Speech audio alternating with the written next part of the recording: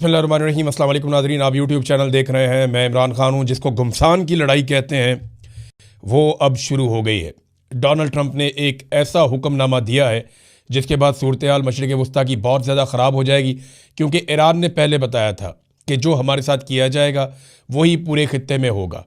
Iran ने कहा था कि अगर हमारी एनर्जी की साइट्स को तबाह किया गया, या हमारी रिफाइनरीज़ को नुकसान पहुँचाया गया, या हमारी उन फैसिलिटीज़ को जिनके ज़रिए से हम तेल निकालते हैं और पहुँचाते हैं उनको तबाह किया गया, तो बाकी खित्ते का भी कुछ नहीं बचेगा। अब ये ईरान ने पहले कह दिया था। अब इस वक्त जो खबर आ रही है वो बड़ी खौफनाक है। डोनाल्ड ट्रंप का पहले अनाउंसमेंट मैं आपको पढ़ के सुना देता हूँ। ट्रंप ने कहा कि कुछ देर पहले मेरी हदायत पर अमेरिका की सेंट्रल कमांड ने मशरिक़ वस्ता की तारीखी ताकतवर तरीन बमबारी की कार्रवाइयों में से एक को अंजाम दिया है। यानी सादा बात यह है कि डोनाल्ड ट्रंप ने कहा कि मिडल ईस्ट की तारीख में कभी इतनी खौफनाक बमबारी नहीं हुई जितनी खौफनाक बमबारी अभी मेरे हुक्म पे अमरीकी फ़ौज ने की है। ईरान का एक जजीरा जो है वो ताज कहलाता है, यानी ये बड़ा ख़ास जजीरा है ईरान का। मैं इसके बारे में आपको थोड़ा सा बताता हूँ। जजीरा खर्क इसका नाम है, और ये आबनाए हुर्मुज़ से तकरीबन कोई 300 मील के फासले पर है। यानी अगर आप पर्शियन गल्फ़ देखें ना, तो जहाँ पे आबनाए हुर्मुज़ है उससे अगर आप पाकिस्तान के अपोजिट साइड पे जाएं, दूसरे ममालिक जहाँ पे सऊदी अरब है, यूएई है, ओमान है, ऊपर जाके कतर है, इस तरफ अगर आप जाएँ तो आपको यहाँ पे ये जजीरा मिलता है। ये जजीरा खर्क अगर आप नक्शे के अंदर देखें तो ये आपको इस जगह पे दिखाई दे रहा है। ये 300 मील दूर है आबनाए हुर्मुज़ से, और ईरान की जो मेन लैंड है, जो ईरान की मेन सरजमीन है, वहाँ से ये लगभग समुद्री रास्ते से 25 किलोमीटर के फासले पर है।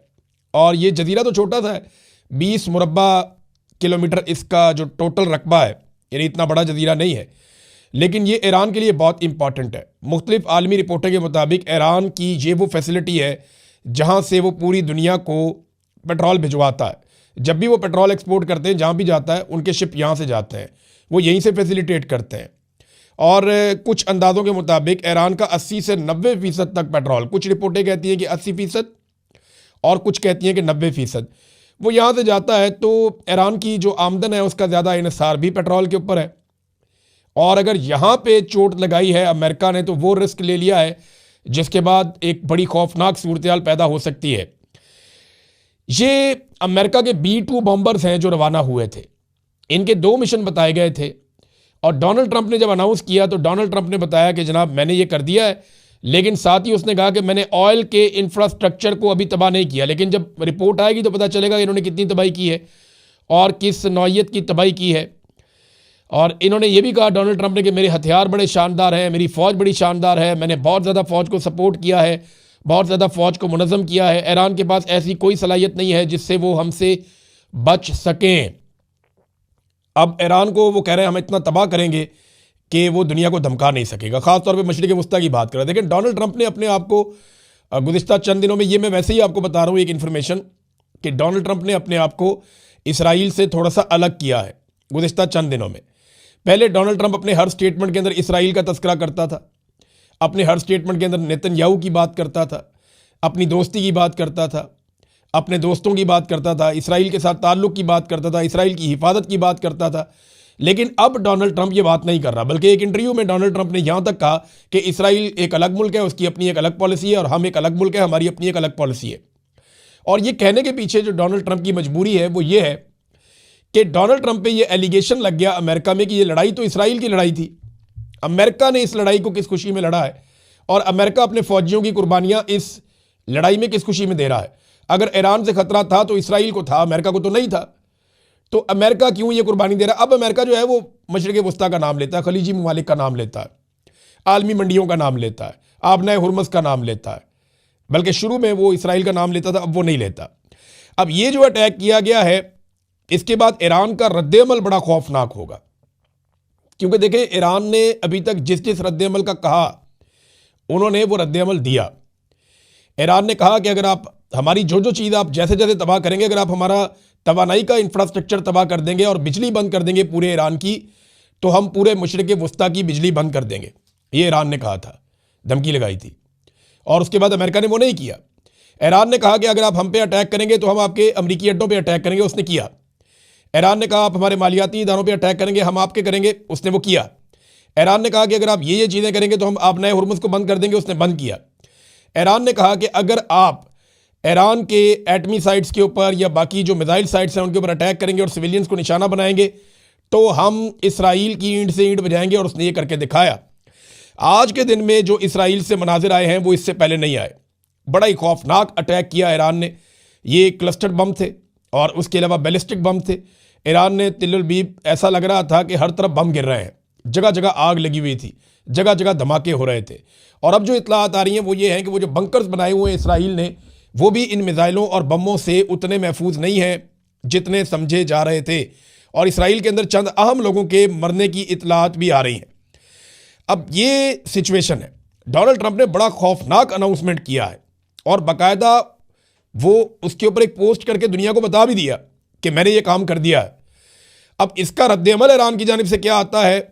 अगर ये रद्द-ए-अमल उसी तरह आया जैसे ईरान ने कहा था तो याद रखिएगा कि पेट्रोलियम मसनूआत की कीमतें बहुत ऊपर जाएंगी और पूरी दुनिया के लिए एक लंबे अरसे के लिए मुसीबत खड़ी हो जाएगी, और ये डोनाल्ड ट्रंप के शौक में हो जाएगी, जिन्हें पाकिस्तान अमन का नोबल इनाम देना चाहता है।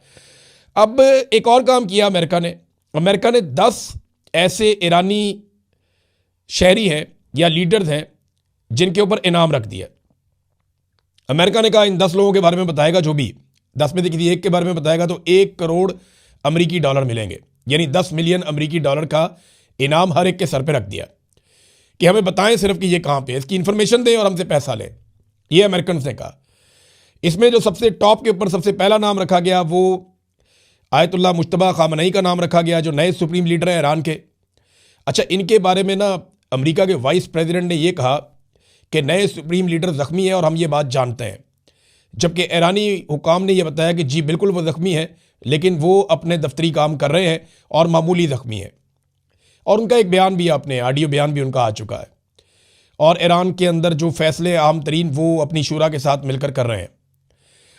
तो ये जेडी वेंस ने कहा कि इससे दबाव पड़ता है ना कि हमें पता है वो ज़ख्मी है, लेकिन जवाब ईरान का आया कि नहीं, वाकई ज़ख्मी है लेकिन वो अपना काम कर रहे हैं, इस पर फ़िक्र वाली बात कोई नहीं है, क्योंकि लगातार अटैक्स हो रहे हैं। उनमें से किसी एक हमले में आयतुल्लाह मुज्तबा खामनई जो हैं वो ज़ख्मी हो गए थे। अब नाज़रीन ने इनाम रख दिया। एक तो आयतुल्लाह खामनई पे 1 करोड़ डॉलर मिलेंगे, जो बताएगा, इन्फॉर्मेशन देगा।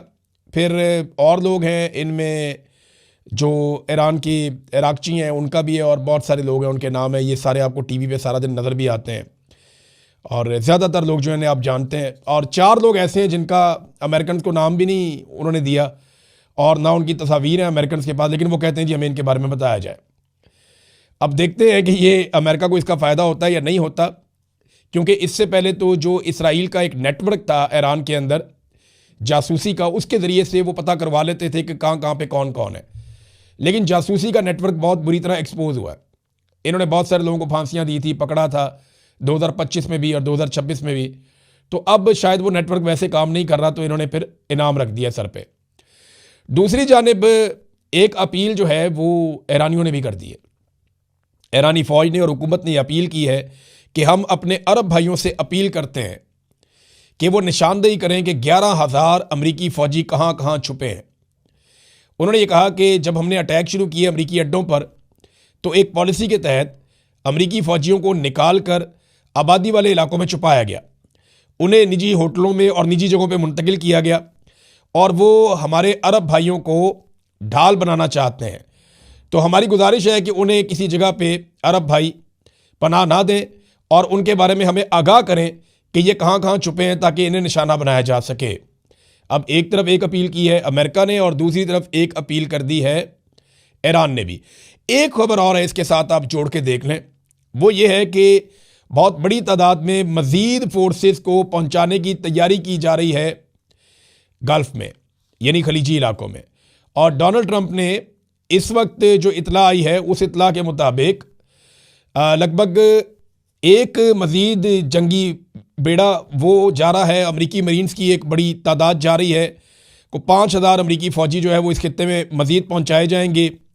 और इसके अलावा एयरफोर्स और बहरी जहाज़, ये सारी चीज़ें वहाँ पे वो करीब लेकर जा रहे हैं, और उनका ये कहना है कि वो ईरान के ऊपर मज़ीद हमले करना चाहते हैं। अब अमेरिका के अंदर शदीद मुखालफत हो रही है, तो डोनाल्ड ट्रंप इतना बड़ा रिस्क कैसे ले सकता है? क्या वाकई वो अपनी फ़ौज को ईरान की सरजमीन पे उतारना चाहते हैं? क्योंकि देखें यूरेनियम के हवाले से उनके पास कोई मंसूबा है नहीं। ईरान के पास जो तैयार यूरेनियम है जिसको वो एटम बम बनाने में इस्तेमाल कर सकता है, लगभग 450 किलो उनके पास है। इस पे पुतिन ने एक ऑफर दी है डोनाल्ड ट्रंप को। जो रूसी सदर हैं उन्होंने डोनाल्ड ट्रंप को कहा कि हम ये यूरेनियम उठाकर रशिया ले जाते हैं अगर आपको प्रॉब्लम है तो डोनाल्ड ट्रंप ने कहा नहीं जी ये नहीं होगा। ये ऑफर डोनाल्ड ट्रंप ने मुस्तरद कर दी और ईरान से तो भी बात ही नहीं हुई इस बारे में। ईरान अपनी यूरेनियम देता भी है या नहीं देता ये भी कोई नहीं जानता, लेकिन वो यूरेनियम है कहाँ, वो जहाँ भी है वो इतनी महफूज है कि ज़मीन की बहुत नीचे तह के अंदर उन्होंने रखी है कहीं। देखिए अमेरिका का जो सबसे बेहतरीन बमबार तैयारा है वो B-2 बम्बर तैयारा, B-52 ये तैयारे हैं। इनके जो बम हैं वो स्ट्रक्चर्स को तोड़ देते हैं और वो बंकर तोड़ देते हैं, बंकर बस्टर्स हैं, यानी वो जाते हैं और जाकर जो ज़ेरे ज़मीन स्ट्रक्चर बने हुए हैं उनको तोड़ देते हैं। लेकिन अगर ज़ेरे ज़मीन स्ट्रक्चर बहुत नीचे है ज़मीन के अंदर तो फिर उसको वो नुकसान नहीं पहुंचा सकते।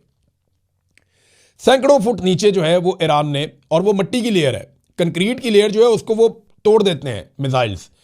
मिट्टी की लेयर के अंदर घुसना वो बहुत मुश्किल होता है और जो मिट्टी है या जो कुदरती जो अवामिल हैं उनके अंदर से गुजरना बम का इतना आसान नहीं होता। जो कंक्रीट का स्ट्रक्चर होता है उसको तोड़ने के लिए बम डिज़ाइन किया जाता है।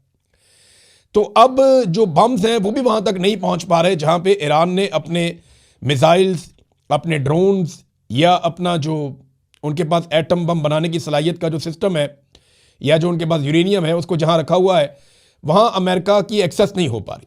उन्हें ज़मीन पे उतरना पड़ेगा, ज़मीन पे आना पड़ेगा। क्या अमेरिकन इसके लिए तैयार हैं? क्योंकि ईरानी तो कह रहे हैं कि ज़मीन पे उतरें तो हम इनके साथ लड़ाई करेंगे, हम तो इनका इंतज़ार कर रहे हैं 50 साल से। और ईरानियों ने ऐसा लगता है बड़ा लंबा अरसा तैयारी की है इस जंग की। जिस तरीके से उन्होंने मिसाइल मारे, इस पर फाइनेंशियल टाइम्स की एक रिपोर्ट आई है। ये रिपोर्ट ज़रा आप देखें।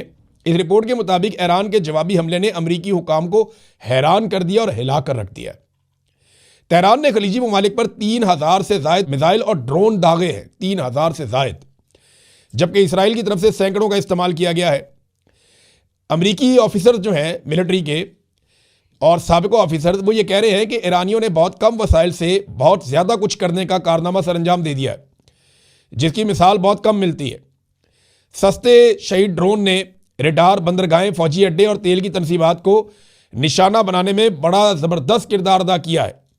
अमरीकी हुकाम अब मान रहे हैं कि हमने ये नहीं सोचा था कि ईरानी इस तरह का रद्द अमल देंगे।